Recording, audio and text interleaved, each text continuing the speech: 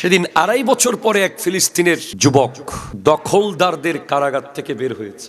এটা খুব অথেন্টিক একটা পেজ থেকে আমি নিশ্চিত করেছি, ভিডিওটা অথেন্টিক।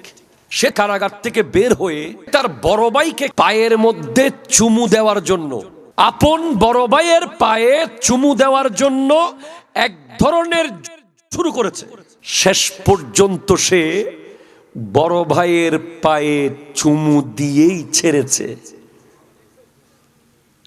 বাংলাদেশে গোটা দেশে মিলে আমি একজন ভাই পাবো কিনা সন্দেহ আছে যে তার বড় ভাইয়ের পায়ে চুমু দেয়।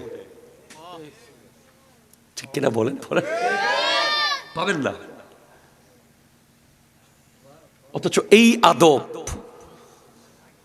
এই ইসলাম, এই সুন্নাহ ফিলিস্তিনের বাসিন্দাদের ভিতরে আছে।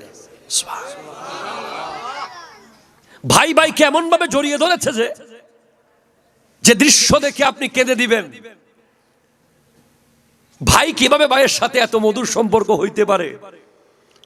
আজকের দিনে আপনি দেখেন সারার কালচার আমাদের ভিতরে ঢুকার কারণে আমাদের মধ্যে হিংসা ঢুকে গেছে। ঠিক কিনা জোরে বলেন না?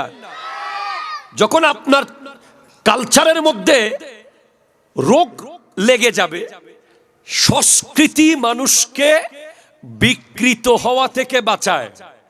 সুস্থ সংস্কৃতি যখন বিকৃত হয় তখন একটা মানুষের মেধা বিকৃত হয়ে যায়, মনন বিকৃত হয়ে যায়, চিন্তা বিকৃত হয়ে যায়, চেতনা বিকৃত হয়ে যায়।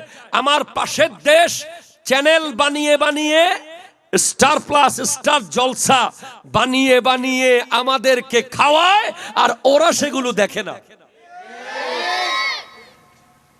আপনি খবর নেন।